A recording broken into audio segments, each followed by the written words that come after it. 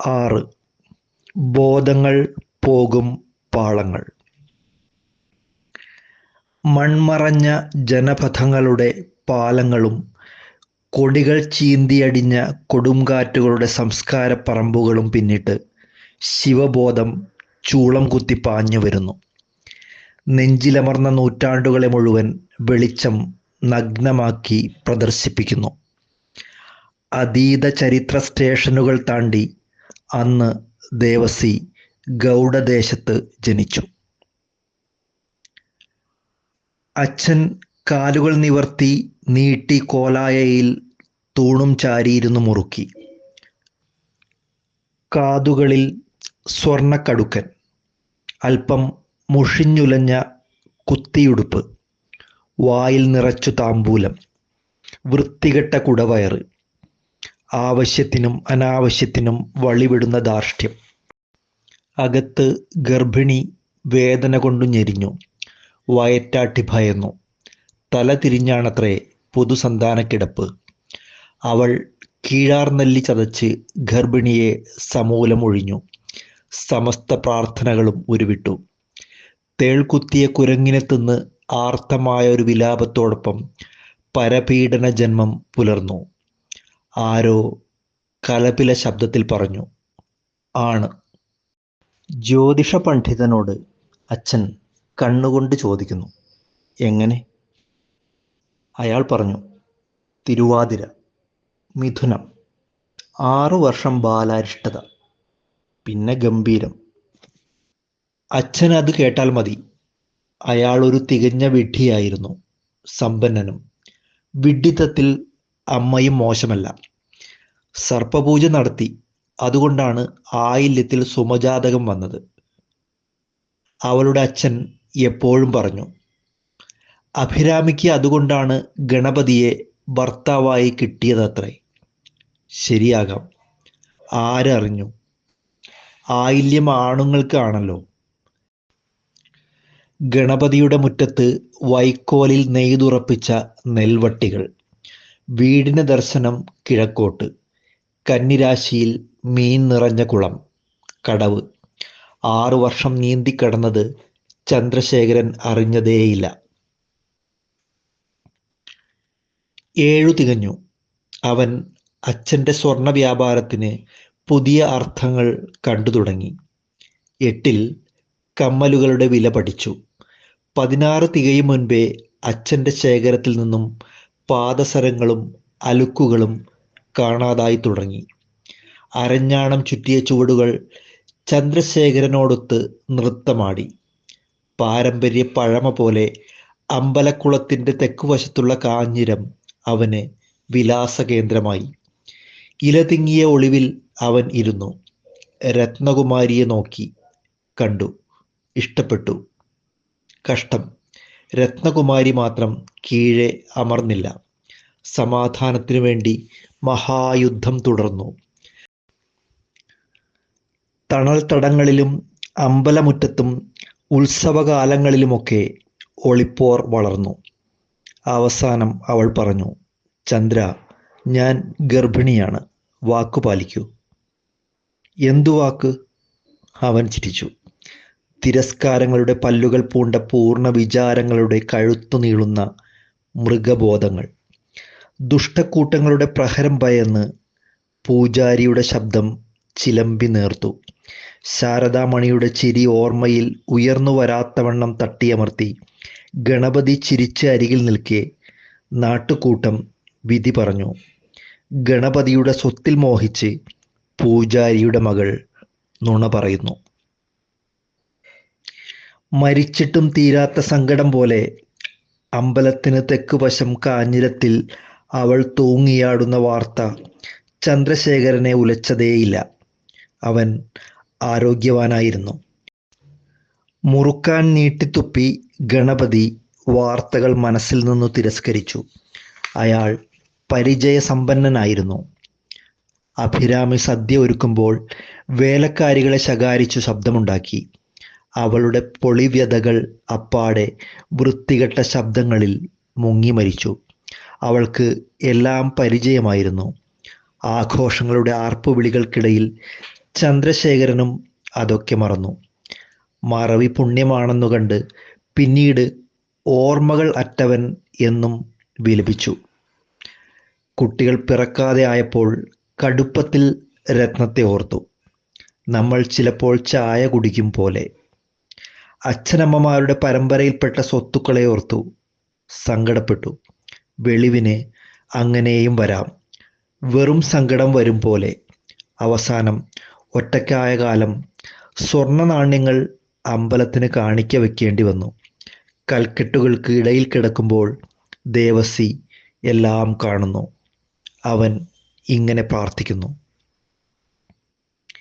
എൻ്റെ ദൈവമേ, കൈവിട്ടു നീ എന്നെ എന്നു ചിന്തിച്ചാസ്വദിക്കാൻ കൈപിടിപ്പവനല്ലൊരിക്കലും നീ.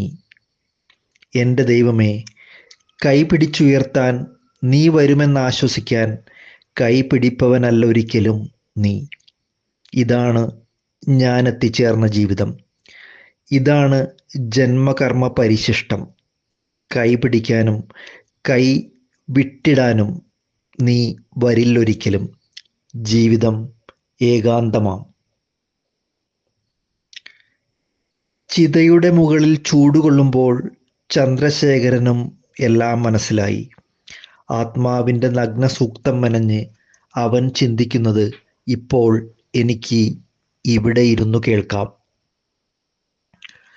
അവസാന സത്രത്തിനു മുൻപിൽ കുതിരകൾ കിതച്ചുകൊണ്ടു നിൽക്കുന്ന ഈ തെരുവോരത്ത് വൃത്തികെട്ട പകൽക്കിനാവുകളുടെ പൊറുതി വാർന്ന് ജന്മം ശൂന്യമാകുമ്പോൾ, ഓ, ഇന്ന് നിന്റെ സന്ദേശം ഞാൻ തിരിച്ചറിഞ്ഞു.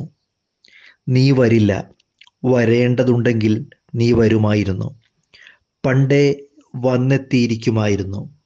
അവസാനത്തെ സത്രത്തിലും ആഹാരക്രമത്തിന് മാറ്റം ഇല്ല. പഴയ തണുത്ത ഭോജ്യം, മുഷിഞ്ഞ രുചി, ഏകാന്തം, ജീവിതം. തിരിച്ചറിയുന്നതിൻ്റെ പ്രകാശം ചന്ദ്രശേഖരൻ്റെ കണ്ണാടിയിൽ കൂടെ പുതിയ ബിംബമായി കടന്നു വരുന്നു. വടക്കൻ ദേശത്ത് നൗസാരി ഗ്രാമത്തിൽ അവൻ പണ്ടു ജനിച്ചു. ചാലൂക്യന്മാരുടെ പിന്തുടർച്ച അവകാശപ്പെടുന്ന ധനികനായൊരു വിഡ്ഢി ക്ഷത്രിയ കുടുംബത്തിൽ സത്യശീലൻ എന്ന പേരിൽ ജീവിച്ചു. അവനും രാമായണം കേട്ടു, ഭാരതം കേട്ടു, ഭഗവത്ഗീതയെപ്പറ്റിയും കേട്ടു. അന്നാണ് അവൻ്റെ തല തിരിഞ്ഞത്. തലതിരിയാൻ ഒരു കാരണം പറയണം. ഞാൻ, തോമസ്, ആ പേര് പോലും ഞാൻ എനിക്കിട്ടതല്ല. ഗീത കേട്ടു തലതിരിഞ്ഞ സത്യശീലൻ കർമ്മസിദ്ധാന്തത്തിൽ വീണ് ഇടറി കൂടുതൽ ധനികനാകാൻ വെമ്പി. ജ്യോതിഷത്തിൽ പോലും വിശ്വസിച്ചു. വൈദ്യനാഥൻ്റെ ജ്യോതിഷ ഗ്രന്ഥം കേടുപറ്റാതെ സൂക്ഷിച്ചു. തൊലി വെളുത്ത വിദേശികൾ ഒറ്റയ്ക്കും തെറ്റയ്ക്കും നൗസാരിയിൽ കുടിയേറുന്നത് കണ്ട് അവർ ഒക്കെ ദേവജന്മങ്ങൾ എന്ന് വിശ്വസിച്ചു പോയ ഗ്രാമീണരുടെ ലാളിത്യത്തെ മുതലെടുത്തു. എന്തു ചെയ്യാം? സത്യശീലന്മാർ ഒറ്റുകാരാകമൂലം ദേവജന്മങ്ങൾ എന്നു നടിച്ച വിഡ്ഢികൾ കൊണ്ടുവന്ന പേരു തന്നെയാണ് ഇന്നും എനിക്ക് ഇട്ടിട്ടുള്ളത്. കഷ്ടം, ഞാൻ തന്നെയാണ് എൻ്റെ പേർ ഇട്ടത്. നമുക്ക് നാം അല്ലാതെ മറ്റാർ പേരിടും? നമ്മുടെ പേരിനെ നമുക്കല്ലാതെ മറ്റാർക്ക് കണ്ടെത്തുവാനാകും? ചുമടുതാങ്ങിയുടെ ചുവട്ടിൽ കിടന്ന് ഞാൻ ഓരോന്നും കണ്ടെത്തുന്നു. പേരുകളുടെ കഥകൾ അപ്രസക്തങ്ങൾ. ജന്മങ്ങളുടെ നാൾവഴി പുസ്തകത്തിൽ പേരുകൾ ഇല്ല, ആകൃതികളേ ഉള്ളൂ. അതു സത്യശീലൻ അറിഞ്ഞിരുന്നേയില്ല. 14-ാം വയസ്സിൽ വിവാഹിതൻ ആയ ശേഷമാണ് അവൻ ചഞ്ചലപ്പെട്ടത്. ഒറ്റുകാശിൻ്റെ തിളക്കമാണ് അവൻ്റെ ഉൾക്കണ്ണുകളെ അന്ധമാക്കിയത്. കാഞ്ഞിരക്കുരു പൊടിച്ച് കൂവളമജ്ജ കൊണ്ട് ഉണ്ടാക്കുന്ന വിശിഷ്ട ഭോജ്യത്തിൽ ചേർത്ത് അവൻ രുക്മിണിയെ കുടിപ്പിച്ചു. നട്ടെല്ലിന് വേദന തുടങ്ങി. അവൻ വൈദ്യന്മാരെ വർജിച്ചു. അസുഖം മൂർച്ഛിച്ച് 8-ാം നാൾ അവൾ മരിച്ചു. നിഗൂഢമായ ചിരി ചേർന്ന വാൾപ്പിടിയിൽ മുറുകെ പിടിച്ച് അവൻ ദുഃഖം അഭിനയിച്ചു. അഭിനയത്തിലൂടെ അനേകം സ്ത്രീകളുടെ കർമ്മവിഭാഗങ്ങളിലേക്ക് കടന്നു ചെന്നു. പിരിയുന്ന കുടുംബങ്ങളെ നോക്കി കർമ്മ അധ്യായം ഉരുക്കഴിച്ചു. മനഃപൂർവമല്ല. മനഃപൂർവം ഒന്നും നടക്കുകയില്ല.